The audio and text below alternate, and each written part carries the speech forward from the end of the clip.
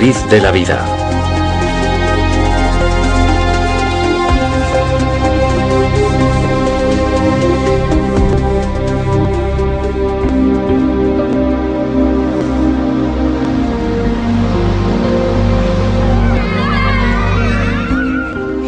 Dimitri, de 5 años, nació con parálisis cerebral. No hay cura médica para esta enfermedad.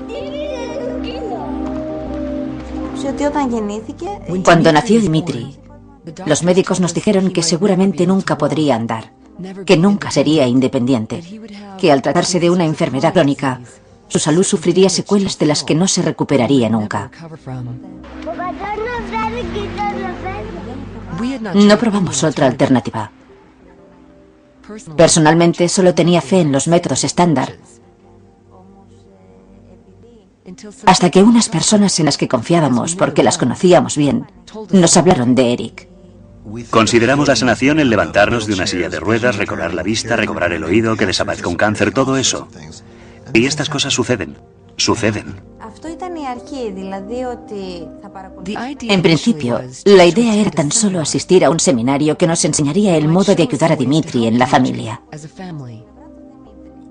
Los padres de este niño aparecieron y me preguntaron si haría una sesión de sanación después de la presentación. Les dije, bien, me están cerrando la sala, pero déjenme acabar de firmar estos libros y les pediremos que nos dejen la sala durante un rato más. ¿Qué ocurre? Y me explicaron que él tenía parálisis cerebral.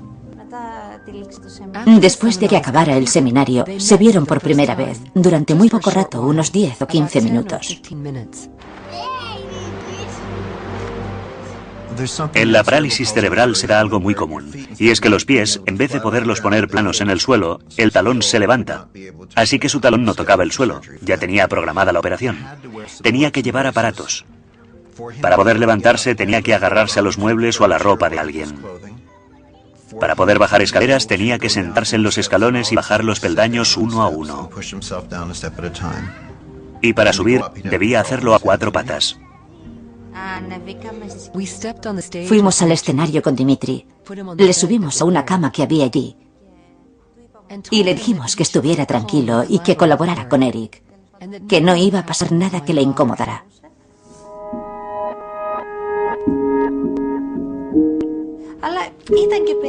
Nos resultó muy raro pensar que ese hombre intentara curarle usando las manos y además sin tocarle.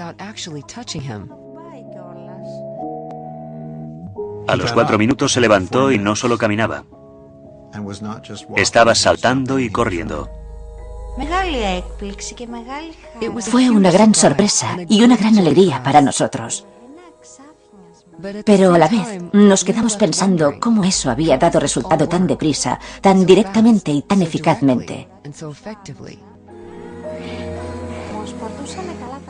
Caminaba muy bien, no de puntillas. Y no necesitaba la ayuda de nadie para subir escaleras, que era lo que solía ocurrir.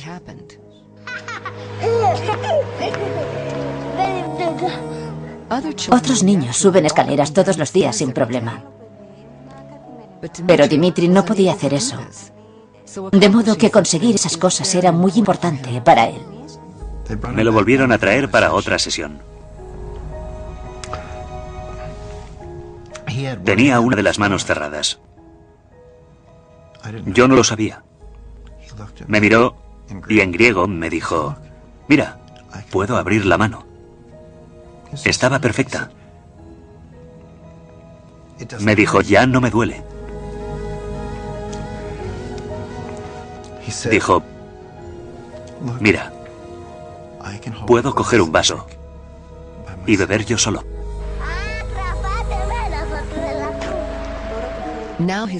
Ahora tiene el puño abierto. Está relajado y colabora con la mano izquierda mucho mejor, lo que es de gran ayuda. Ya no tiene el puño cerrado, eso le incomodaba mucho. Y cuando quiere darnos un abrazo, antes solo lo hacía con un brazo. Ahora nos da un abrazo de verdad y dice, mirad, puedo hacerlo, ya soy mayor.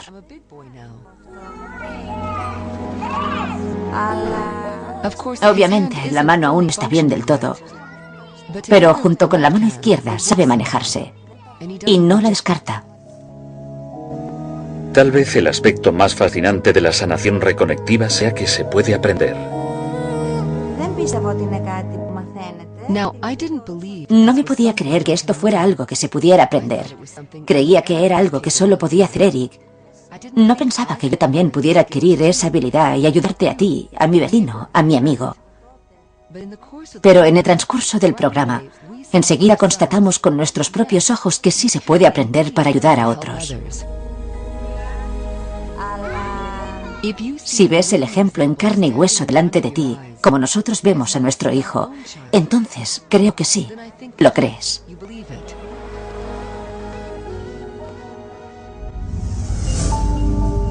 Se producen curaciones sorprendentes constantemente. Aún así, la medicina alopática tradicional no tiene un modelo o explicación del por qué se dan estas curaciones. No comprendemos cómo incluso la cosa más sencilla, como la curación de una herida, que es lo más habitual que cualquier niño ha experimentado, no logramos entender del todo cómo ocurre eso. La respuesta puede encontrarse en el profundo cambio que está experimentando nuestra concepción de nuestro universo. Prácticamente todas las culturas ancestrales y las culturas indígenas han considerado el universo como una unidad, como un círculo, y el hombre como centro de él. Pero fueron los descubrimientos de Isaac Newton y de René Descartes los que desmontaron la estructura de nuestro universo y crearon este modelo de maquinaria de relojería en el que la mente está separada del cuerpo y en el que estamos separados unos de otros. Y esa idea de la separación es la base del pensamiento occidental. Ahora bien, Newton describió un universo sin anomalías de cosas separadas que operan en el espacio y el tiempo según leyes fijas. La idea del cuerpo como máquina, el cuerpo como esta máquina sin anomalías, con dos motores corporales que serían el cerebro y el corazón. Y toda la orquesta central dirigida por el ADN. Ese es el modelo que tenemos. Y creemos que los distintos procesos están localizados en ciertas partes del cuerpo. La mayoría de todo esto es incorrecto.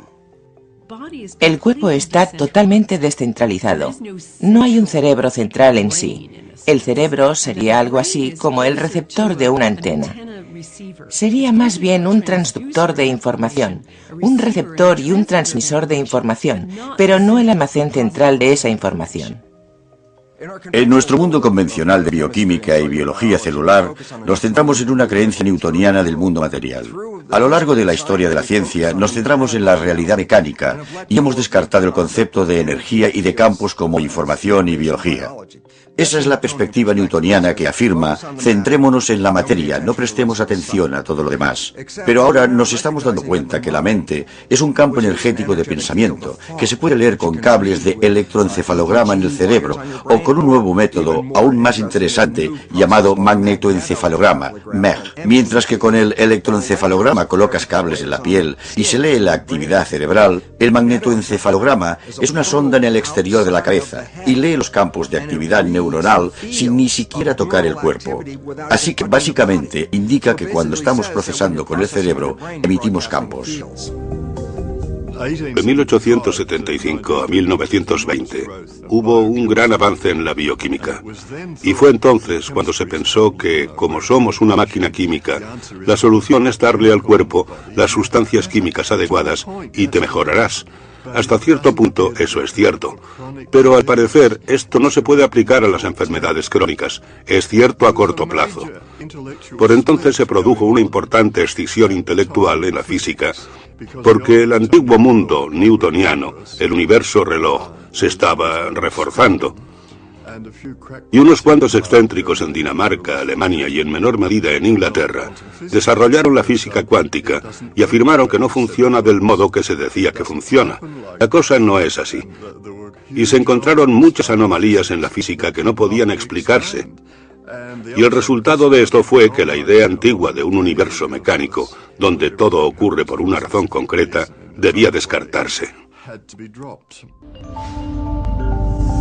La física cuántica cambió nuestra percepción de la realidad hace más de 80 años. Sorprendentemente, este nuevo punto de vista aún ha de incorporarse en nuestro modelo de biología actual. El principal problema con el modelo biológico actual es que es reduccionista y mecanicista. Eso significa, primero, que intenta explicarlo todo en términos de pequeñas partes, en general moléculas, porque son los componentes más pequeños de los organismos. Y en segundo lugar, intenta considerar el organismo como una máquina que funciona sencillamente en términos de física y química. Se supone que las reacciones químicas en el cuerpo son centrales, y la razón principal por las que ocurren, según la teoría actual, es por la colisión molecular, de modo que una molécula colisiona con otra y es así como contienen esta información y cómo tenemos una cascada de procesos químicos. Si pensamos en una célula cualquiera, una célula es como una piscina y las moléculas son como un par de pelotas de tenis en esa piscina. Y según esta teoría, una pelota de tenis debe encontrar otra pelota de tenis en esa inmensa masa de agua y hacerlo de forma instantánea. Y se supone que eso explica los millones de actividades instantáneas que tienen lugar en nuestro cuerpo a cada segundo. Y eso es absurdo.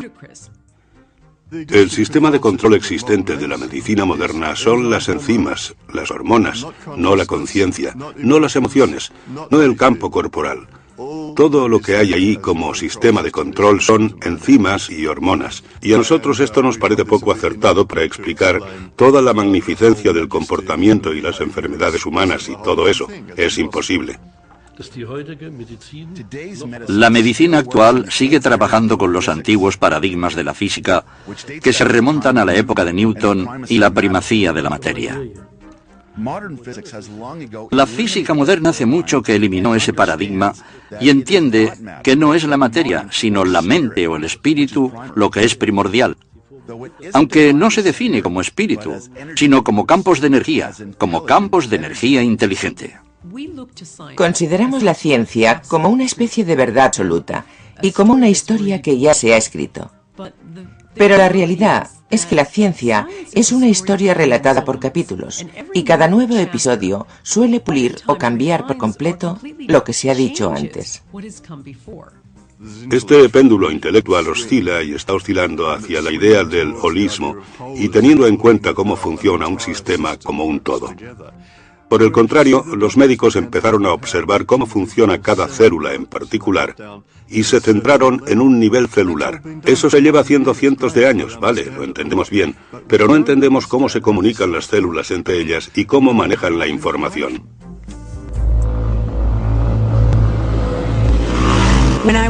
Cuando tenía 15 años tuve un accidente de moto muy grave. Iba en una moto en la que no debería haber ido. Y nos arrolló un coche que me provocó una herida muy grave en la pierna, en la que me dieron 66 puntos. En el momento del impacto, recuerdo claramente haber tenido una experiencia extracorpórea en la que mi conciencia vio a mi cuerpo salir por los aires para acabar en el suelo. Fue muy impactante cuando, digamos, que volví a mi cuerpo. Eso me demostró que quizás mi conciencia no solo está en mi cerebro, sino que es algo más amplio que eso. Entonces me enfrentaba a unas secuelas muy graves. Comentaron la posibilidad de tener que amputarme parte de la pierna. Y me recuerdo tumbada y escayolada desde la cadera hasta el tobillo y pensando sobre cómo recuperar mi sistema inmunológico con mis pensamientos, de modo que pudiera estimular la curación de mi pierna. Me tumbaba en el sofá y visualizaba mi sistema inmunológico y notaba un hormigueo. Sentía como mi pierna se estaba curando. Y yo no procedía de una familia de médicos. No sé de dónde saqué esa idea.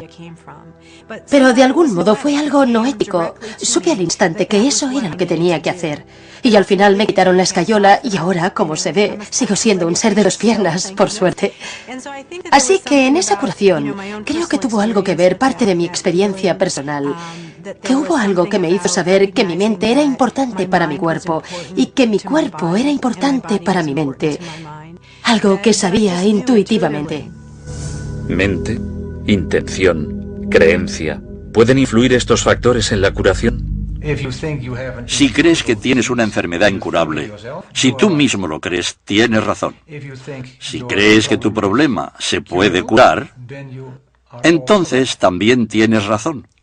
Todo depende de tu intención. Cuando pensamos en la intención, nos preguntamos qué es y qué papel desempeña la intención en la curación. La intención desempeña un papel cuando pensamos en cómo nuestros pensamientos, nuestras emociones y nuestras cogniciones influyen en nuestro sistema inmunológico y en nuestro sistema endocrino. Y sabemos que esto es así. Sabemos que las personas que sufren de mucho estrés, por ejemplo, tienen una capacidad menor para que sus sistemas inmunológicos funcionen bien. En los laboratorios se ha descubierto en los últimos 15 o 20 años, por ejemplo, que la intención tiene efectos físicos. Por ejemplo, hace poco llevamos a cabo un estudio en el que reunimos parejas, uno de cuyos miembros tenía cáncer. Y cogimos a la pareja del paciente que tenía cáncer y le formamos en lo que denominamos programa de intención compasiva. Se les invitó a participar en un programa de formación. Gran parte tenía que ver con la meditación, con la apertura del corazón, con las energías sutiles. Y asistieron a este programa de formación y les pedimos que se fueran a casa y siguieran practicando esta intervención durante 8 semanas. Los volvimos a convocar y los metimos en nuestro laboratorio. Controlábamos al paciente en una cámara. Le metimos en una cámara de 900 kilos protegida electromagnéticamente para que no hubiera campos electromagnéticos ni para que la pareja del paciente de cáncer hablara con él por radio o por el móvil y le dijera: vale, ahora respira profundamente. Así descartamos cualquiera de estas explicaciones convencionales. Mientras tanto, la pareja, que había asistido al programa de formación, se sentaba en otra sala y observaba la imagen de su amado por una pantalla de televisión por circuito cerrado. Y entonces, aleatoriamente, durante la sesión, se les pedía que enviaran intenciones amorosas y compasivas al paciente. El objetivo era ver si podíamos hallar correlaciones entre la intención de esa persona y la actividad fisiológica de la otra. Lo que descubrimos es que había una correlación significativa en la actividad fisiológica de esa persona y la actividad fisiológica de la otra. Y esto sugiere que hay algún medio por el que la información se transfiere que no se puede explicar con el modelo convencional newtoniano de causa y efecto. El compañero del paciente de cáncer no entraba y le susurraba al paciente al oído: ahora tranquilo. Era más bien al contrario, estaban separados y no había forma de que esas dos personas supieran cuándo estaba teniendo lugar ese tipo de interacción, pero aún así sucedió. Enviar una intención de que estoy mejor, enviar información convincente de que estoy mejor, es enviar información al cuerpo para que se corrija. Porque, como decimos, un pensamiento también es energía física. Y también envía información al cuerpo. Está perfectamente demostrado que nuestro sistema de creencias afecta a cómo nos comportamos y a cómo actuamos. Y también afecta a nuestra forma de vida. Así que si no creemos que podemos ayudarnos a nosotros mismos, seguramente no podremos. Si no creemos que la información positiva es útil para nuestra salud y bienestar, entonces seguramente no lo será. Nuestros pensamientos crean nuestro cuerpo momento a momento. Cuando tenemos pensamientos positivos, liberamos ciertas sustancias químicas en el cuerpo. Cuando tenemos pensamientos negativos, liberamos sustancias químicas negativas en el cuerpo. Y estas tienen un profundo efecto en cómo se comportan las células y en cómo se está usando la nutrición. Para mí está claro, al ser osteópata, que el estrés que las personas albergan en su cuerpo tiene distintos patrones según cómo estén pensando. Tal vez el aspecto más esencial de la curación sea creer en la modalidad que usamos y ser positivos de algún modo. Se ha comprobado que creer en un sistema de medicina es crucial para que sea eficaz. Yo le decía a gente que tenía cáncer, tras investigar sobre las limitaciones de cosas como la quimioterapia: no hagáis quimioterapia. Solo funciona el 9% de las veces. Ya no hago eso. Y el por qué no lo hago es que considero que la propia creencia es la medicina más poderosa del cuerpo. Y si crees que algo va a funcionar, sea lo que sea, te funcionará. Hubo un estudio en Houston sobre algunos pacientes que iban a operarse de la rodilla por artritis. La mitad sí que se sometió a una operación para que le solucionaran la artritis. A la otra mitad se le sometió a una operación falsa. Sencillamente les abrieron la rodilla y luego la cerraron sin hacer nada. Después de 3 años de seguimiento, descubrieron que ambos grupos de pacientes afirmaban no tener dolor. Así que los pacientes a los que no se les había hecho nada también decían no tener dolor. Su artritis había desaparecido. Ha habido otros estudios para comprobar si hay alguna diferencia entre ir al gimnasio y pensar que vas al gimnasio. Y en este estudio seleccionaron a un grupo de personas y a la mitad la enviaron al gimnasio a trabajar sus bíceps y a la otra mitad la dejaron sentarse en el sofá y pensar en que iban al gimnasio y que desarrollaban sus bíceps. Y aún así, afirmaron que esto tuvo un gran efecto en el grupo que se limitó a sentarse en un sillón. Los sedentarios desarrollaron los bíceps, así que el cuerpo no puede distinguir entre la acción y el pensamiento, y esto se ve clarísimamente con el efecto placebo. La medicina occidental tradicional suele atribuir la curación espontánea o milagrosa al efecto placebo. Pero, ¿qué es exactamente el efecto placebo? El efecto placebo consiste en que una creencia que tiene una persona puede invalidar su biología. Es tan profundamente importante que la ciencia ha reconocido que al menos 1/3 de todas las curaciones, incluidas las de con fármacos y cirugía y otras intervenciones alopáticas, 1/3 de todas las curaciones no tiene nada que ver con el procedimiento, sino con el efecto placebo. Si una persona cree que el procedimiento la va a curar, se cura pese al hecho de que quizás la pastilla era una pastilla placebo o la operación era una farsa y no era real. Y esto es tan importante porque está claro que 1/3 de todas las curaciones ocurren sin que nadie haga nada salvo tener un pensamiento positivo. Y lo que me interesa como biólogo y antiguo catedrático en una facultad de medicina es cómo podemos hablar del efecto placebo durante unos 15 minutos en un curso de farmacología y luego ignorar totalmente la relevancia de los pensamientos y de los procesos mentales en la biología durante el resto del curso de medicina. De modo que nuestros médicos no están usando el efecto placebo de forma eficaz, ni siquiera están estudiando el efecto placebo, y ahora mismo podrían reducirse los gastos sanitarios a 1/3 con solo usar el efecto placebo. Es hora de que empecemos a cambiar de óptica y de que nos centremos de verdad en cuál es la naturaleza del placebo. ¿Cómo es posible que cojamos una sustancia inerte, algo que no tiene capacidad medicinal, que se sepa potencial, y que esa sustancia inerte no solo pueda crear cambios fisiológicos en el cuerpo, sino, de algún modo, sea capaz de desencadenar todo un torrente de reacciones en un sistema muy complejo, de tal modo que afecte al hígado, los riñones o los pulmones? Ese es un gran misterio y no lo entendemos, y debe hacerse mucho más al respecto. Diría que lo que la medicina llama efecto placebo es sin duda un efecto que se crea a través de campos de energía. Como solemos decir, si se cree en eso, entonces funciona. Eso es cierto, pero no pensamos en cómo hacemos eso a diario. Si, por ejemplo, queremos ver la RTL, una cadena de televisión alemana, entonces apretamos el botón de la RTL, que implica que nos alineamos con la frecuencia en la que la RTL se puede recibir.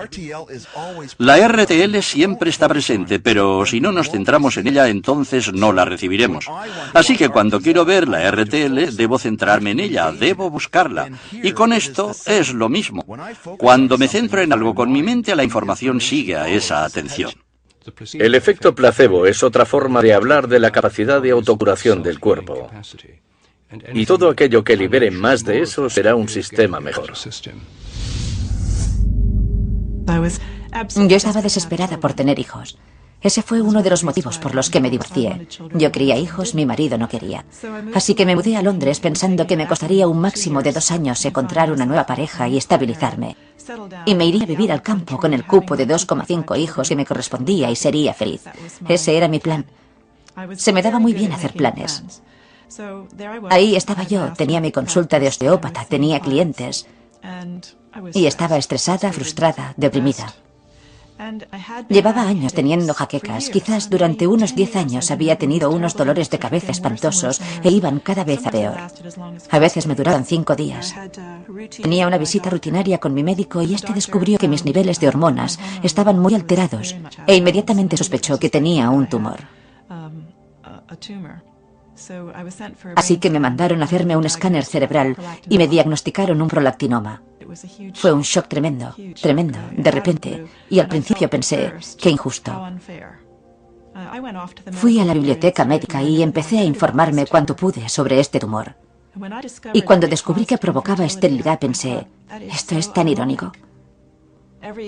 Todas las células de mi cuerpo decían, quiero hijos. Y de algún modo yo había creado un tumor que me impedía tener hijos. Debía de haber algún motivo para ello. Debía de haberlo. Era demasiada coincidencia, pensé. Me entró mucha curiosidad.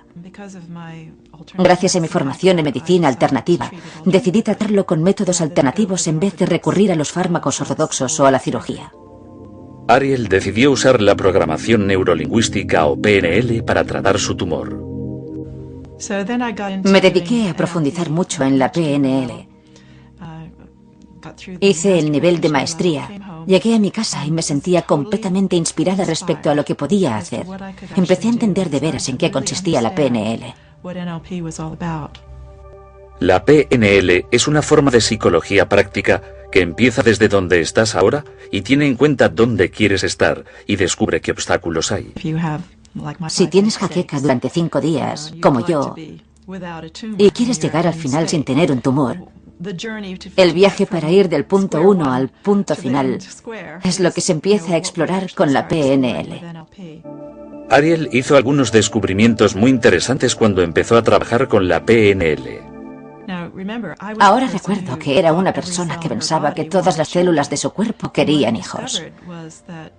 Y lo que descubrí fue que en el fondo, remontándome a mi primerísima infancia, sentía tanta aversión a cómo había sido mi familia, que lo último que deseaba en el mundo era ser madre.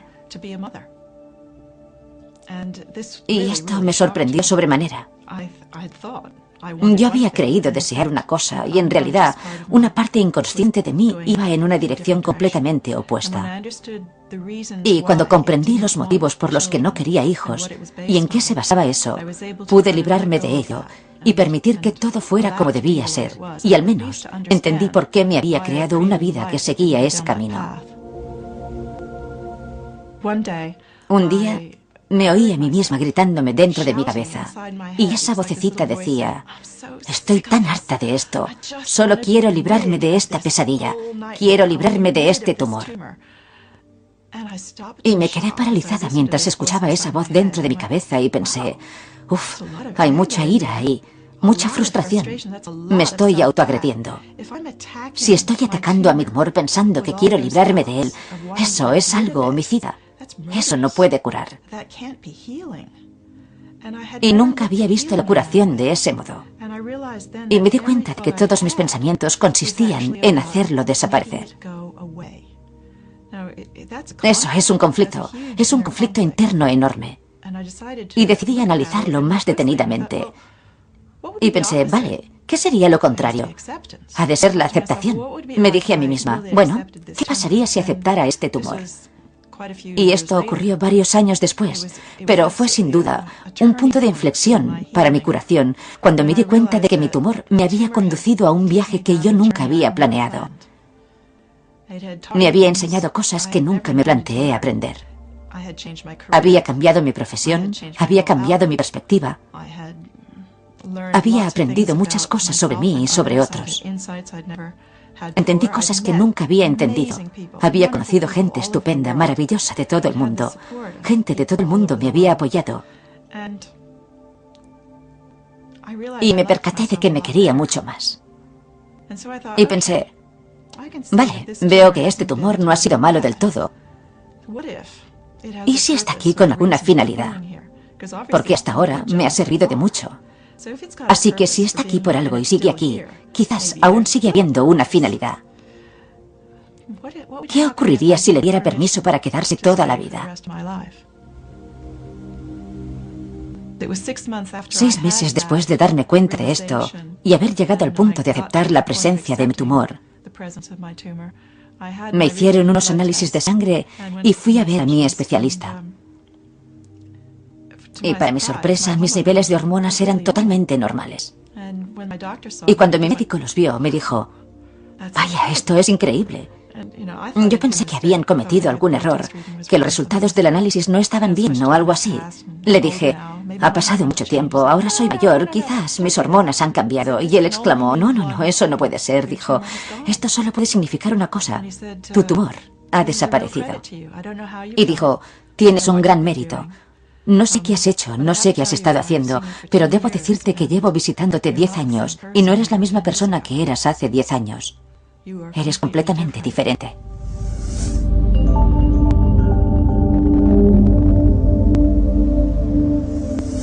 Cuando sufrimos un cambio emocional, por ejemplo, si pasamos de la frustración a la alegría, estos cambios emocionales, unos 14.000 cambios emocionales, se desencadenan instantáneamente en el cuerpo. Si pensamos en el transcurso de un día, todas las emociones que sentimos, los altibajos, la multitud de tesituras emocionales que tienen lugar a través de nuestras percepciones durante un día, comprobamos que las emociones crean montones de cambios en nuestra fisiología.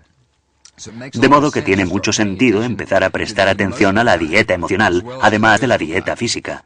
Esa es una de las claves para tener mejor salud y, sin duda, para ralentizar el proceso de envejecimiento. Las emociones negativas intensas solo nos degeneran. Los estados emocionales positivos nos regeneran. Es algo matemático. Sintamos más amor, más comprensión, más agradecimiento y nuestra salud tendrá más ocasión de mejorar y seguir así.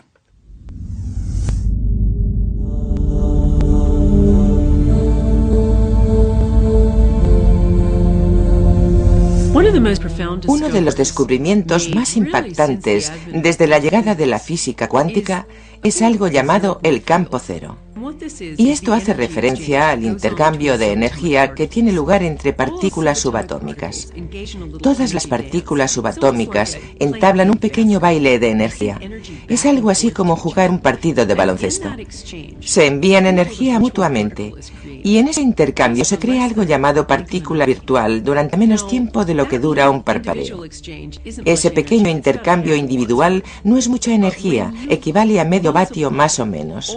Pero si multiplicamos todas las partículas subatómicas que realizan este intercambio de energía en todas las cosas, en todo el universo, el resultado es una cantidad de energía inconmensurable, toda ella en el espacio vacío, como un telón de fondo con sobrecarga. Mientras la biología convencional se centra en los estímulos materiales, la física cuántica revela que los estímulos invisibles son mucho más importantes. Hay una cita sencilla de Albert Einstein que da sentido a esto, y la cita dice: el campo es el único organismo que gobierna la partícula. Lo que Einstein quería decir con esto es sencillo, y es que el campo, las fuerzas energéticas invisibles a nuestro alrededor, son los únicos organismos que gobiernan la partícula, la materia de la partícula. Y la física cuántica afirma: el carácter de la materia está determinado en última instancia por el campo. Entonces, ¿cómo se comunica la curación a otra persona? Veamos, existe este campo. Nosotros no estamos en este campo, somos este campo. Somos más densos, somos más ligeros entre medias. Algunos dicen, somos más ligeros cuando tenemos forma física y somos más densos entre medias. Sea cual sea el aspecto, somos puntos en este campo de energía, de luz, de información. Accedemos a este campo constantemente. Adquirimos información de este campo constantemente. Todos hemos visto a una bandada de pájaros volando y cómo cambia de dirección. Instantáneamente, todas las aves de la bandada cambian de dirección. Parece como si un cerebro de ave superior controlara a todos los pájaros simultáneamente. Eso solo resulta con la ayuda de esos campos, ya que los campos pueden transferir sin pérdida de información y, sobre todo, instantáneamente, sin demora. Si entramos en cualquier catedral de Estados Unidos, de Europa, de donde sea, que se erigió hace 100 años o más, lo que experimentaremos en esa catedral será un silencio de sobrecogimiento, de reverencia, de calma, y es una experiencia palpable.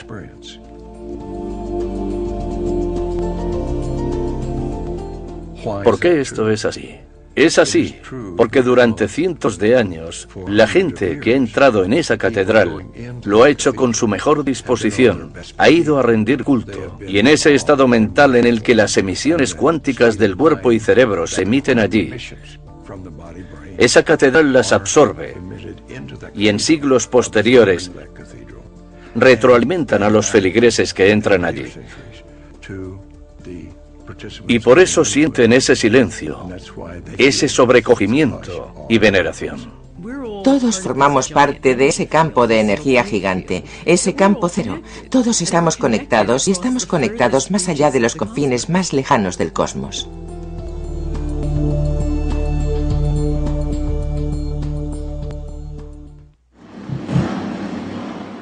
Fijémonos en una patinadora sobre hielo. Hay cosas que hace que son inexplicables en términos de impulsos nerviosos. Los impulsos nerviosos y las reacciones químicas son demasiado lentos como para explicar las sutilezas de la vida. Incluso ahora mismo, si miramos los libros de texto de psicología, medicina o biología, e intentamos averiguar cómo funciona el sistema nervioso, nos enfrentamos a la discontinuidad del sistema.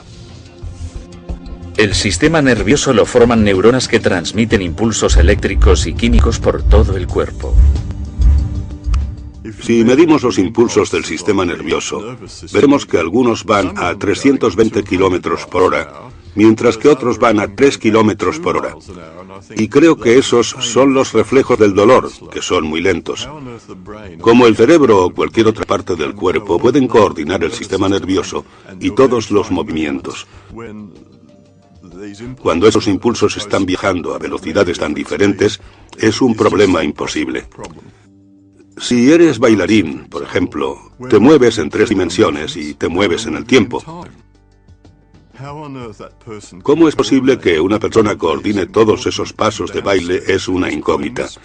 Esto parece imposible con el modelo contemporáneo del sistema nervioso. Necesitamos una teoría del campo para explicar cómo el sistema nervioso, en toda su complejidad, puede coordinar todo lo que tiene lugar en el cuerpo. Ahora sabemos, al estudiar la actividad del sistema nervioso, que el cerebro puede empezar a lanzar impulsos sincrónicos en diferentes zonas del cerebro prácticamente al instante. La importancia de la coherencia de estos impulsos que empiezan a lanzarse cuando la conciencia está funcionando es cuando los científicos observaron con qué rapidez podemos coordinar estas distintas zonas que se estaban centrando a la vez, que la coherencia de esa descarga era más rápida que la capacidad física de las células para comunicarse de una zona a otra. Básicamente, estos resultados revelan que el cerebro está comunicando a un nivel más superior que a través de la transmisión física de los nervios. Nuestro cerebro tampoco funciona de la forma en que nos enseñaron en el colegio. El aprendizaje no está aquí, la memoria no está aquí, el habla no está aquí, esto no está ahí, esto no está allá.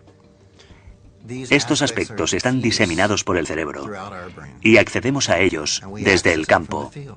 Es como si hubiera una amplitud de banda de información con la que siempre estamos conectados, aunque no siempre conscientemente.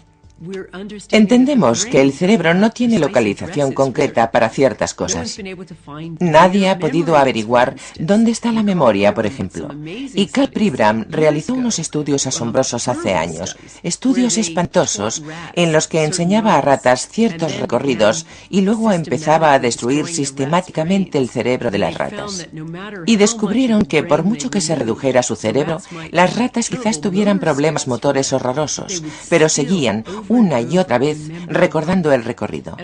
Y a raíz de eso, Pribram comprendió que no se puede afirmar que la memoria tenga una localización concreta, que no está tan confinada. Y en realidad, mucho más allá, que la memoria quizás no exista dentro del cráneo en absoluto, sino en algún lugar en el campo. Y en consecuencia, en vez de tener un sistema localizado, centralizado, es más bien un paradigma en el que el cuerpo es una interacción. No es algo que acaba aquí, es algo que acaba ahí fuera. Y que hay una interacción entre nosotros y el entorno, entre nosotros y el campo en todo momento. Yo tenía un problema en un riñón que me descubrieron con una resonancia magnética. Los médicos querían operarme, hacer una biopsia, y yo dije, no, no lo haremos. Yo tenía un sanador, Adam, un joven en Vancouver, que está desarrollando sus dotes como sanador. Él quiso trabajar en ello. Durante un mes trabajamos en ello una vez a la semana. Por medio de una simple fotografía, Adam puede percibir el campo corporal de una persona a través de una imagen holográfica. Ve zonas donde el flujo de energía está bloqueado, lo que indica enfermedad o lesión. Por medio de su intención para curar, manipula la energía y la información para eliminar esos bloqueos y permitir al cuerpo que cambie. Volví para hacerme una ecografía un mes después del diagnóstico. El radiólogo examinó los datos y dijo: sea lo que sea que esté haciendo, siga con ello. El problema en el riñón es más pequeño y está desapareciendo. Volví 3 meses después de aquello, y luego en 2003. Después de eso, tras un periodo de sanación de menos de 6 meses, me volví a hacer otra ecografía, y el problema había desaparecido por completo. Todo volvía a ser normal. Casi todas las sanaciones que he practicado con él han sido a distancia. Y la distancia no parece afectar en absoluto, lo que sugeriría de nuevo que estamos ante un fenómeno cuántico. El sanador estaba en Vancouver, Columbia Británica, y yo estaba en Florida, la mayor distancia posible con los Estados Unidos. Y seguí experimentando con diversos modelos de sanación para diferentes cosas con distintas personas. Pero el mecanismo es siempre el mismo.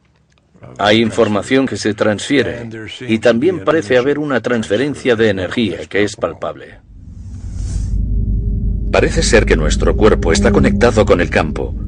Pero ¿cuál es el mecanismo para esta intercomunicación? ¿Cómo puede darse esta conexión? Una posible respuesta: el biofotón. Los biofotones son emisiones débiles de luz que emanan de las células de todos los seres vivos.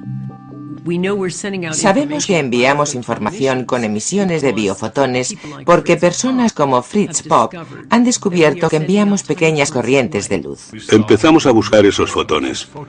Supe desde el principio que no debían de ser de mucha intensidad. Pero estaba claro que esos fotones estaban en todas las células internas. Para detectar los biofotones, el profesor Popp y sus alumnos necesitaban un fotomultiplicador que fuera tan sensible como para ver una vela a 20 kilómetros de distancia. Cuando un organismo vivo se coloca delante de un detector de fotones, la luz emitida por las células se puede observar. Empezamos con plántulas de pepino y después con otras. Y todos los sistemas vivos que colocábamos en ese instrumento mostraban una emisión muy débil de fotones. El profesor Popp sugiere que estas emisiones de biofotones pueden estar controlando nuestro metabolismo corporal. Las moléculas no pueden regularse a sí mismas. Deben de tener un campo. Así que los fotones deberían ser los portadores de la información, lo que es necesario para regular el metabolismo. Estos biofotones crean una red dinámica y coherente de luz dentro de nuestro cuerpo. Nuestro cuerpo está constantemente emitiendo luz en forma de biofotones. ¿Son estos biofotones el mecanismo de control del cuerpo? ¿Acaso no es esa la función de nuestro ADN, nuestros genes? Los genes no controlan nuestra biología. Cuando encontramos enfermedades recurrentes en una familia, como el cáncer, enseguida estudiamos el historial genealógico y señalamos a todos los receptores de este cáncer en la familia. Y al instante decimos, mirad, la genética, esto es común en la familia, así que debe de haber genes cancerígenos. Lo que no se ha tenido en cuenta es un estudio muy interesante que revela que cuando los hijos son adoptados en una familia que tiene cáncer, los hijos adoptados desarrollarán el cáncer con la misma propensión que un hijo biológico en esa familia. Pero lo interesante es que el niño procede de una genética completamente diferente, que ni siquiera tiene ese cáncer. Así que entrar en la dinámica familiar, que es donde se aprenden las percepciones, las creencias y actitudes, es lo que determina el cáncer, no la genética con la que nace alguien. Hay una nueva rama de la genética conocida como la epigenética, que hace referencia a la influencia del entorno en la expresión genética. Los epigenetistas han descubierto que la información dentro de cada célula, aquello que la pone en marcha y que cambia las cosas, no está dentro de las células, sino en el exterior. Las señales tienen lugar fuera, en el entorno. Un gen es un anteproyecto, eso es lo que es, para crear una molécula proteínica. Y las proteínas, hay más de 100.000, son los cimientos que nos proporcionan nuestra biología, nuestra estructura y comportamiento, ¿vale? La cuestión es que hablamos de genotipos, y hasta en los últimos 10 años, un genotipo era una parte de información predeterminada para crear una proteína concreta. La nueva ciencia es alucinante, porque revela que a través de mecanismos epigenéticos, a través de la influencia del entorno al leer los genes, los mecanismos epigenéticos pueden producir más de 30.000 variaciones diferentes de cada genotipo. Y de repente, cuando empiezas a reconocer eso, te das cuenta de que tenemos potenciales completamente ilimitados. Y esto es un gran cambio de una creencia de que los genes eran deterministas. Ahora los genes son posibilidades. Si solo consideramos el nivel molecular, el proyecto del genoma humano ha revelado que tenemos unos 25.000 genes, muchos menos de los que en principio se esperaban. El proyecto del genoma del chimpancé ha secuenciado el genoma del chimpancé, y su genoma es prácticamente igual al nuestro. Tiene el mismo tipo de proteínas, el mismo tipo de genes, apenas se distingue la diferencia. Aún así hay una diferencia clara, y si no se puede explicar mediante los genes, ¿mediante qué se puede explicar? Y la respuesta es, creo yo, los campos morfogenéticos. Al igual que se pueden construir dos edificios distintos con los mismos ladrillos y cementos, si tienes dos planos diferentes, puedes construir organismos diferentes con distintos campos, incluso si las moléculas que los componen son muy similares, como lo son en humanos y chimpancés. El ADN es como una biblioteca. Estas son todas las proteínas posibles, desde los gusanos hasta nosotros. Es la misma biblioteca, pero debes saber qué libro sacar de la biblioteca. Este es el gran problema de la genética. Tratar de explicar cómo el cuerpo sabe qué libro sacar de la biblioteca genética. Y creemos que el campo corporal es el que decide qué información se extrae del ADN.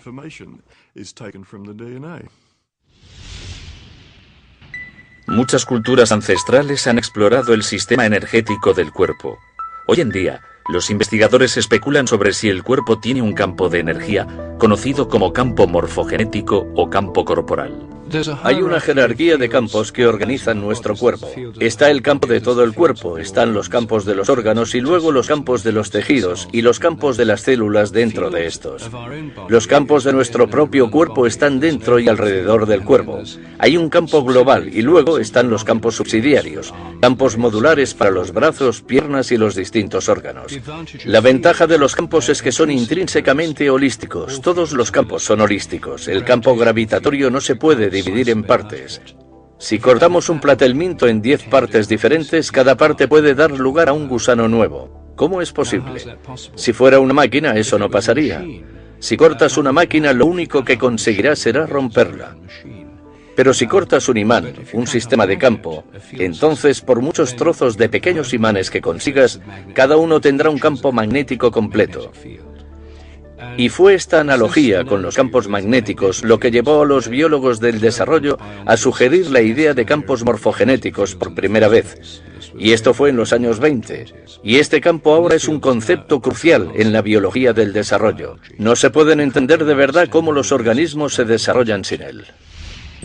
Todos los humanos iniciamos la vida como una única célula que crece y se divide, y se desarrolla en los diversos órganos y miembros del cuerpo. ¿Cómo saben estas células en qué convertirse? Ha desconcertado a los científicos y derivó en la idea de campos de control en biología. Ya hemos descubierto que hay distintas partes del campo corporal, algunas de las cuales se relacionan con los músculos y el tejido conjuntivo.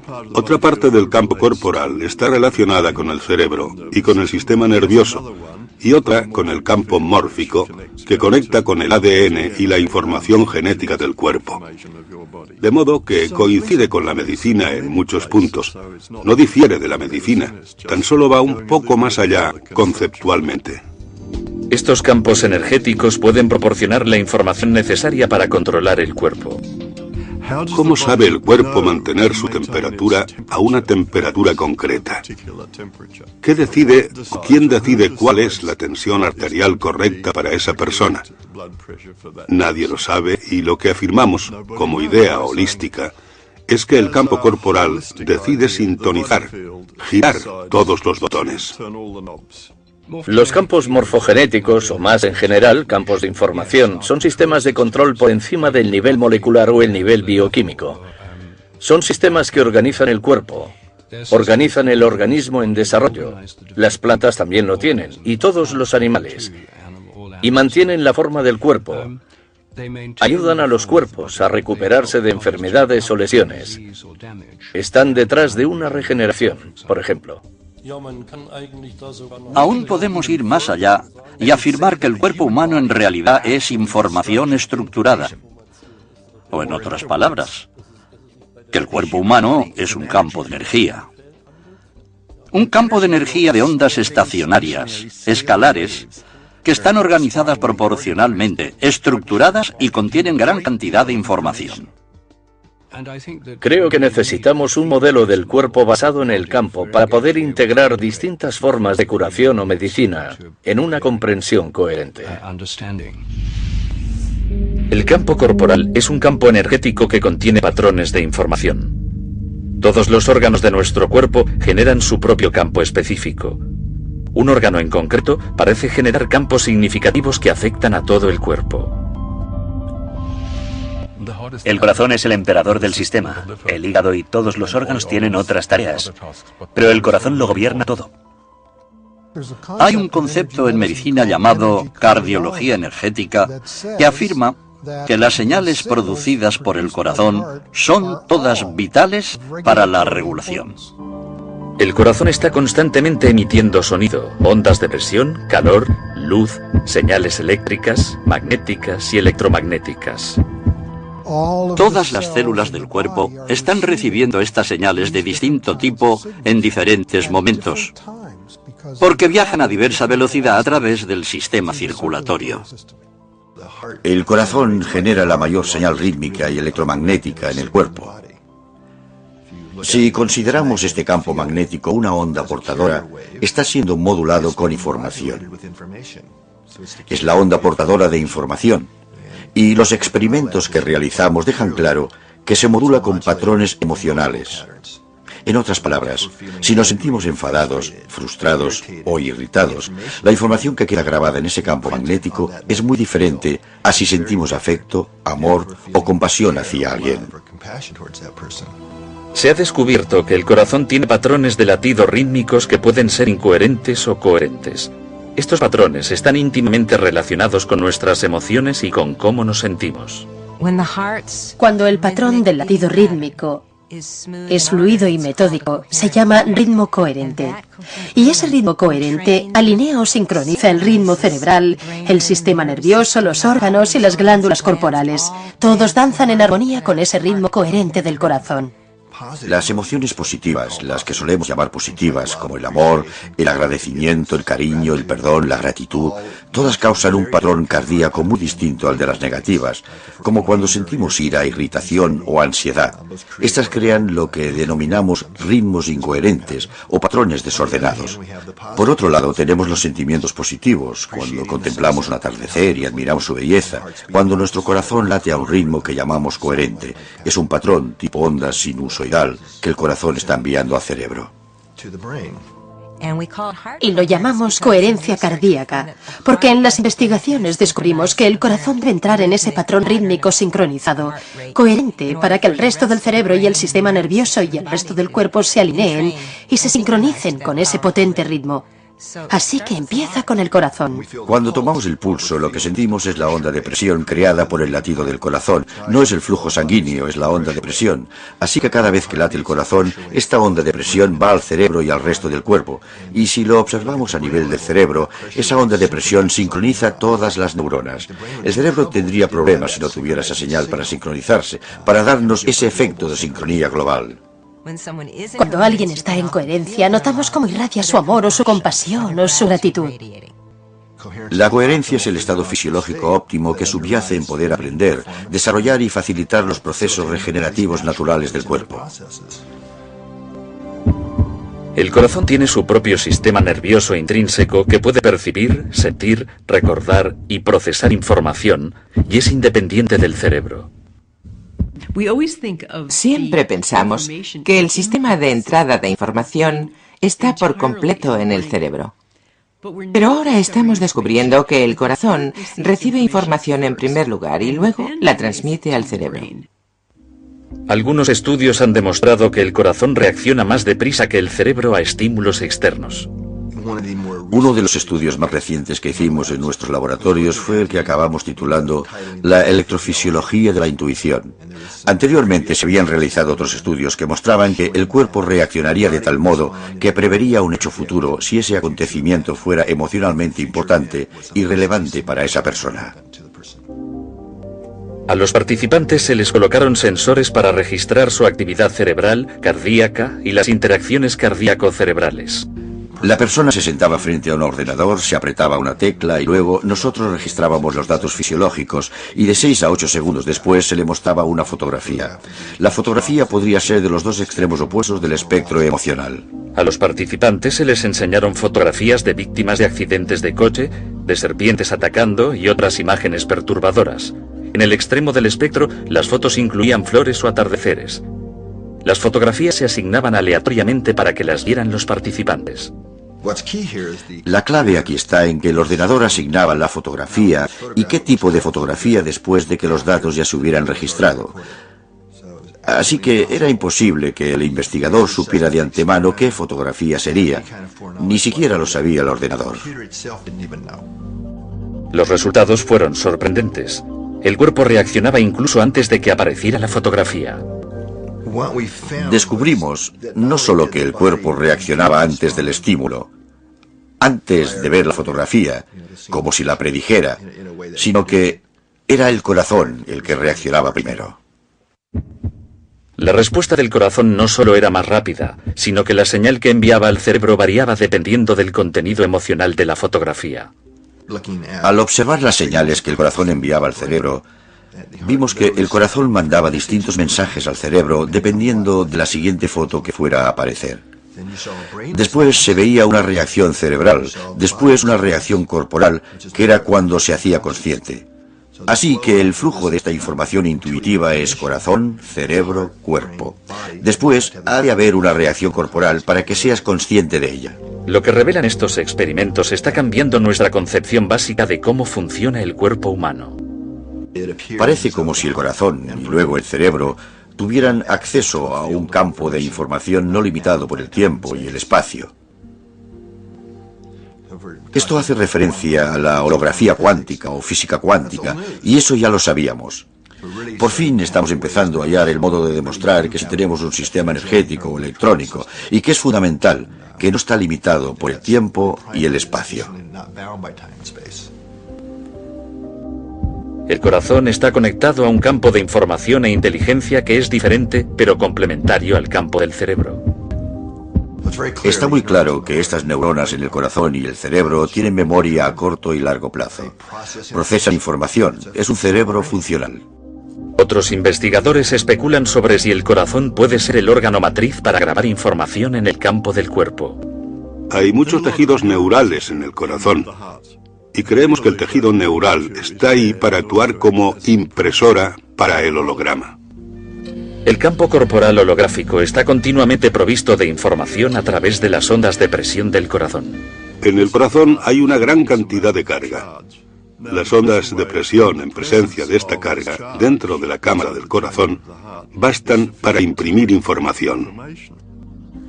Si el corazón está transmitiendo o imprimiendo información, debe de haber un modo por el que las células del cuerpo reciban esa información. Hay células proteínicas receptoras en el exterior de la célula que están allí para recibir información del entorno. ¿Cómo me irá hoy? ¿Qué pasa ahí fuera?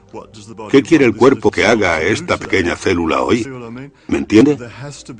Debe de haber comunicación intercelular, pero debe de haber una fuente para que pueda haber un sistema de control para el cuerpo.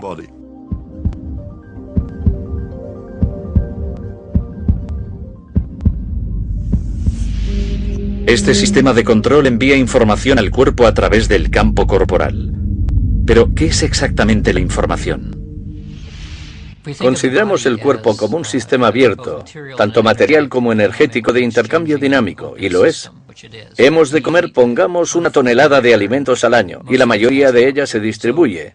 Toda esa comida, de algún modo, se asimila en el cuerpo, que permanece muy estable durante largos periodos. Una persona no cambia mucho durante unos 40 años siendo adulto. La gente nos reconoce enseguida, aún 40 años después, porque la estructura básica del cuerpo no cambia, aunque tras un breve periodo de tiempo no nos quede ni un solo átomo igual en el cuerpo. Todos han cambiado y han desaparecido. Y esta es la hamburguesa que me comí ayer. Y dentro de 3 semanas esto será una zanahoria que me comeré mañana, etc. Es un sistema muy dinámico y aún así sigue igual. Entonces, si no es la parte material ni seguramente la parte energética dinámica, ¿qué queda? Debe de haber algo así como un patrón de información que lo une todo. Muchos científicos que buscan nuevas alternativas sugieren, y así lo han demostrado, que somos un sistema de información. Y no está localizado completamente en nuestro cuerpo, que accedemos a la información del campo constantemente.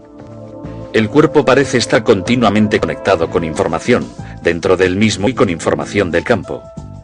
El cuerpo siempre busca sistemas coherentes. Busca intercambio de información entre todas las células que tiene, de modo que todas las células sepan qué pasa. Hay un sistema de información inmenso, y algunas personas dicen que la enfermedad es sencillamente una carencia en el sistema de información. Y supongo que tienen razón. La materia es energía comprimida. La información son patrones de energía. Hay un flujo de información en nuestro cuerpo que no acabamos de entender del todo, por todo nuestro sistema nervioso y por nuestros tejidos. E incluso en la antigüedad, algunos pueblos antiguos, los chinos, lo llamaban el sistema de acupuntura, que es un sistema de flujo de información en el propio cuerpo. Tenemos un sistema cuando tenemos estructura. Hay información por todas partes, ¿no? Solo obtenemos un sistema de información cuando está ordenado. Y algo fantástico que se descubrió en los años 80 fue que el sistema de acupuntura parece ser un sistema organizado. No es simplemente un grupo de meridianos de acupuntura al azar.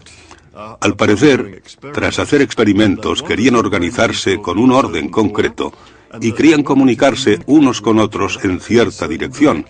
Así que afirmamos que la información tiene un orden, y eso es lo que crea el propio campo corporal, el orden mismo. La regulación de todo el organismo y de todas las células. La coordinación de todas las células se consigue con ayuda de estos campos de información, estos campos de ondas escalares. Estos garantizan que todas las células sepan qué están haciendo las otras células en cualquier momento. Y tenemos unos 70 billones de células. Eso es mucha información y solo se puede procesar con la ayuda de los campos estructurados. En última instancia, Einstein y otros más recientemente han afirmado que la energía y la información han de ser intercambiables, ¿vale? La información se convierte en un tipo de energía porque es un orden en el espacio, ¿vale? Así que son intercambiables, pero por otro lado, en la práctica, lo que ocurre es que obtienes una onda de energía y de acuerdo con esa onda, puedes obtener información impresa, y la cantidad de información que puedes imprimir parece ser ilimitada. La medicina informacional. La medicina que recoge la información y cambia la información alterada va a ser el futuro de la medicina. Al parecer, el sistema de control del cuerpo no son los genes ni la química, sino la información, que parece estar disponible en el campo corporal. ¿Es posible introducir información nueva en el cuerpo para que influya en la salud? Eso es exactamente lo que varios investigadores están haciendo.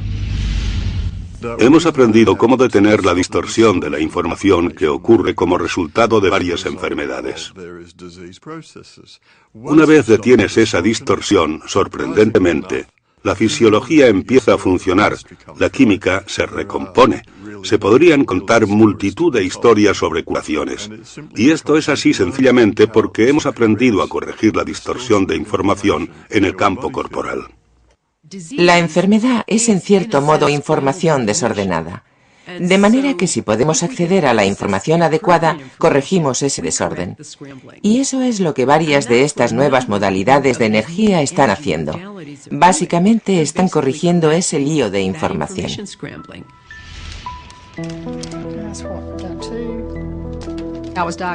A mí me diagnosticaron cáncer de tiroides cuando tenía 20 años. Y como consecuencia de ello, me tuvieron que operar y me extirparon toda la glándula tiroides, salvo una cuarta parte. Desde entonces, he tenido que tomarme una hormona sintética para obtener la hormona tiroidea que necesitaba. Unos años después me diagnosticaron el síndrome de fatiga crónica y algunos años después fibromialgia. Y claro está, cada vez estaba más y más enferma. Mi marido tenía que sacarme de la cama si quería levantarme. Tenía que darme de comer, incorporarme en la cama y darme de comer. Empeoró hasta el punto de que yo tenía que bañarla y llevarla de la cama hasta el baño y cosas de ese tipo para que pudiera salir adelante en un día cualquiera. No sabían qué hacer con ese tipo de enfermedad. Más o menos me dijeron que debía vivir con ella. Yo no podía ayudarla. Y por muchas cosas que me dijera, lo que le doliera o lo mal que se encontrara o que le pasara, yo no podía ayudarla, ni tampoco nadie más, o eso creíamos. Mi médico al final me dijo: Vanessa, verás, ya no sé qué hacer por ti en este punto. Lo único que puedo hacer es recetarte fármacos para aliviarte un poco. Pero te aconsejaría que fueras a esta nutricionista. Y quizás ella te pueda ayudar a ver qué puedes comer, o al menos a que puedas empezar a obtener nutrientes de algo.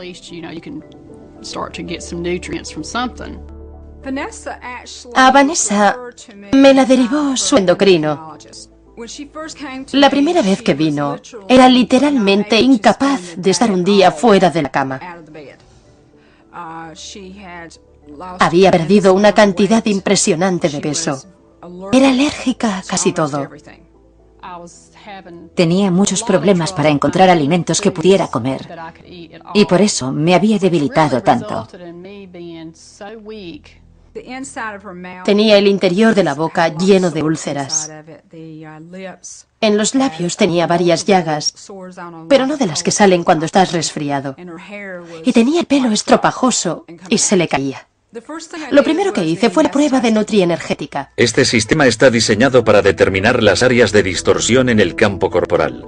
Al cuerpo se le proporciona información nueva al ingerir gotas en las que se ha grabado un patrón de información.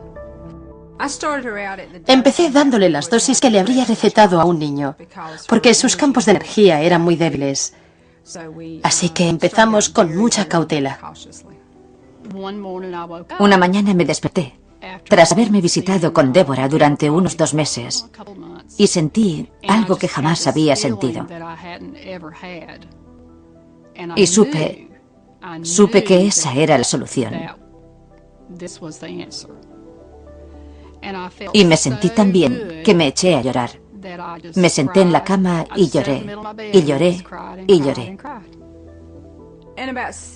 En unos 6 meses, alcanzó un nivel de energía en el que el cuerpo estaba empezando a transmitir mensajes con mayor eficacia. Con cada paso que íbamos dando, ella mostraba cambios sorprendentes en su salud. Desde el punto de vista de un hombre del sur, típico de campo, así me crié yo, al principio me sonaba cosa de magia, ¿sabe? Y tenía mis dudas y me costó aceptarlo un poco, pero ahora veo que es maravilloso. De veras que lo es. Ahora estoy lo bastante sana como para poder volver a llevar una vida que considero normal. Porque ahora puedo limpiar mi propia casa, puedo cocinar, incluso puedo trabajar en el jardín, hasta puedo lavar el coche. Puedo hacer cosas que jamás pensé que podría volver a hacer otra vez. Ha dado un cambio de 180 grados, un cambio total.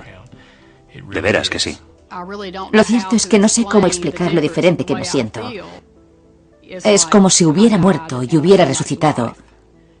Y nunca pensé que volvería a sentirme así otra vez. He recuperado mi vida. He recuperado mi vida y es magnífico.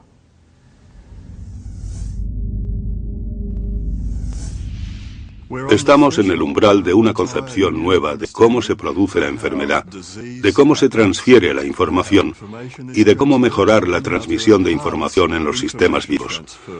Las enfermedades crónicas están aumentando en nuestra comunidad y creo que usando estos métodos de información podremos tratar las enfermedades crónicas que antes no se podían tratar.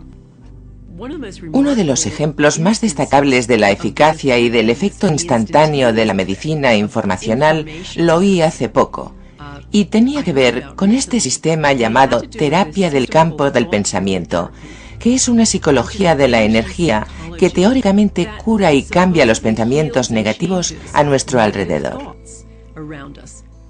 Y la teoría es que los pensamientos negativos merodean a nuestro alrededor como si fueran una red y afectan a nuestro sistema corporal. Usan este sistema en Kosovo con supervivientes de la guerra de la antigua Yugoslavia.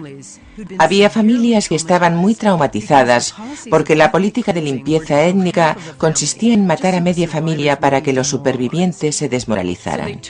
Así que reunieron a un grupo de personas que habían sufrido un síndrome de estrés postraumático grave, que habría necesitado años y años y años de psicólogos y de fármacos y de todos esos métodos convencionales, y las trataron con terapia del campo del pensamiento.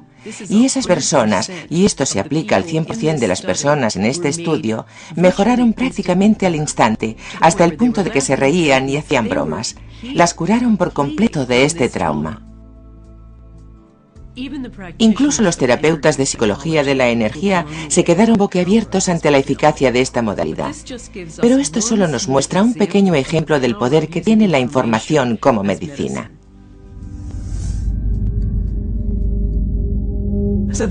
Lo más importante es que las personas se responsabilicen de su salud. Que no piensen que viene de fuera o que otra persona se la puede proporcionar. Y al hacerse totalmente responsables, eso puede implicar empezar por elegir qué pensamientos van a tener, para que puedan adquirir un buen estado mental, el estado mental que propiciará la curación. Una de las cosas fundamentales que debemos cambiar en el futuro de la medicina es el centrarnos en el gen como si fuera la solución a todas las enfermedades. Si tenemos en cuenta lo que están descubriendo los epigenetistas, entenderemos que el gen está subordinado a este sistema exterior de información y que hemos de centrar la atención en la información en vez de en los genes, ya que es en lo que hemos de indagar. Tenemos que encontrar sistemas de información que regulen lo que va mal. Creo que no cabe duda de que la asistencia sanitaria a un nivel global está en crisis. Y es una crisis de significado, es una crisis de economía, es una crisis de liderazgo. Y es una crisis de nuestros modelos, de entender lo que promueve o facilita la curación. Hacemos cosas como si estuviéramos en guerra contra el cáncer. Intentamos destruir organismos invasores. Es un modelo bélico de salud y enfermedad y de cómo tratar la enfermedad. Y el cuerpo, en realidad, no quiere pasar por eso. Hemos de aprender de otras culturas, de otras tradiciones, de las observaciones de los distintos tipos de sanadores que ahora están trabajando en nuestra propia cultura. Hemos de sacar provecho de la ciencia moderna y usarla para integrar otras tendencias actuales. Lo que debemos hacer es fomentar una revolución que cambie nuestro modelo orientado en centrarse en la enfermedad a uno centrado en la curación. Y cuando empecemos a hacer esto, estaremos receptivos ante una variedad de factores diferentes que pueden facilitar o mejorar la capacidad de curación natural. Podemos afirmar que la revolución ya ha comenzado. Y no solo lo creo yo. Hay investigadores por todo el mundo que piensan lo mismo y que han estudiado datos que ya podemos incorporar en estas ideas nuevas del campo corporal. Pero ahora creo que contamos con una teoría científica viable para cómo el cuerpo almacena y accede a la información. Así que la revolución médica está en nuestras manos.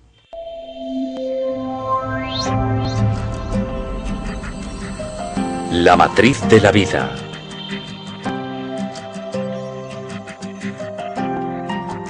Demetrios Abramidis sigue moviéndose con mayor libertad y alegría. Ariel Essex sigue viviendo sin su tumor cerebral.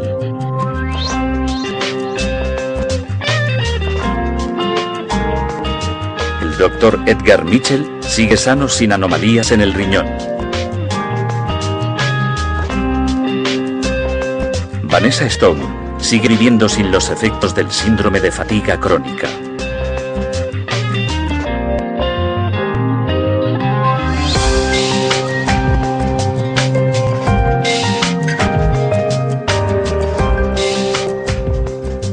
Parece haber una gran cantidad de pruebas que demuestran que podemos elegir la información con la que, casi como un electrón, podemos estar en todas partes a la vez. Yo definiría la curación como el aprender a corregir el campo corporal humano para que funcione según el genotipo original.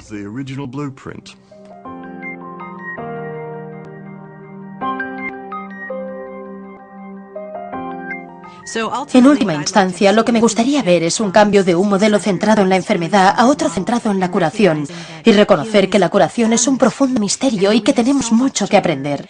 Y en vez de dar por hecho que tenemos las respuestas, estar abiertos a la posibilidad de que hay nuevas cosas por descubrir para mejorar la condición humana.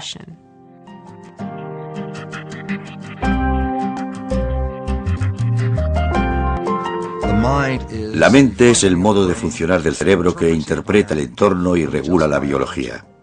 Así que, en vez de estar controlada por los genes, nuestra biología está controlada por nuestra mente. Y cuando entendemos esto y somos conscientes de que podemos cambiar la mente, si lo hacemos, cambiamos nuestra biología y genética. Si alguien está enfermo, no quiere saber si la pastilla X funciona mejor que un placebo en un estudio doble ciego. Lo que quiere saber es cuál es el mejor tratamiento.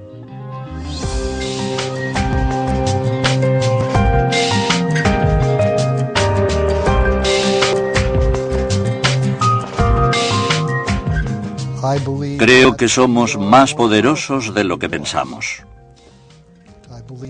Creo que muchas de las técnicas médicas que estamos descubriendo, que son muy fructíferas, pueden practicarlas las personas en ellas mismas, una vez han entendido su propia energética. Está muy claro que la información negativa es dañina, o que si la aceptamos en nuestro cuerpo o en nuestro sistema de creencias, cambiará el modo en que reaccionamos y cambiará nuestro estado de salud.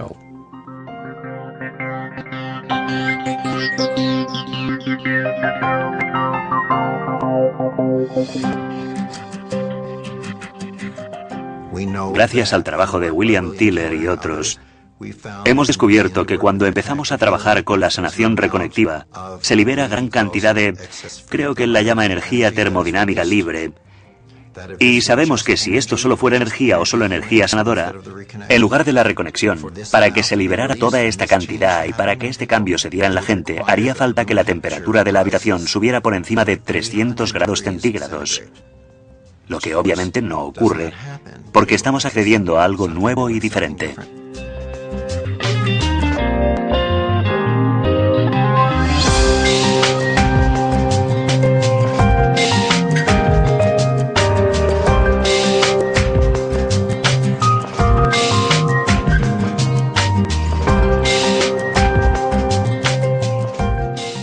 En la coherencia está el estado de resonancia natural del cuerpo humano. Es decir, nosotros, como humanos, tenemos una frecuencia de resonancia, ¿vale?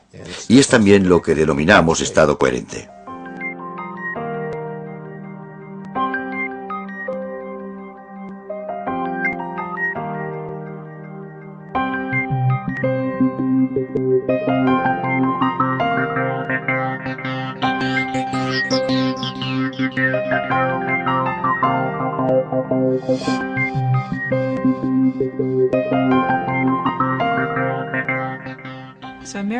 Un milagro empieza con un cambio de pensamiento. Es como cuando yo cambié mi forma de pensar en mi tumor y decidí que era mi mejor amigo y mi guía, en vez de que fuera lo peor que me había pasado en la vida. Ese fue el milagro. Cuando le di el permiso para quedarse el resto de mi vida, ese fue el milagro. La gente cree que es el resultado final, pero no es el resultado final. Es el cambio de pensamiento lo que causa un estado interior totalmente diferente.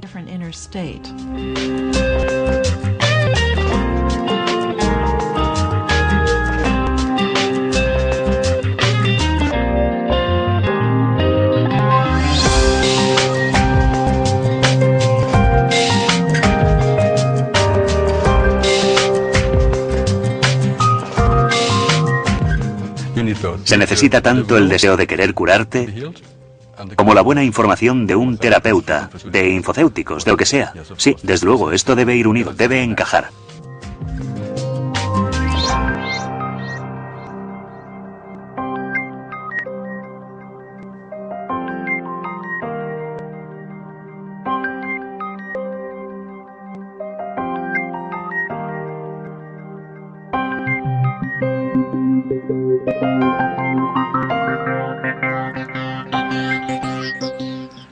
La curación es restaurar los mecanismos de autorreparación del cuerpo.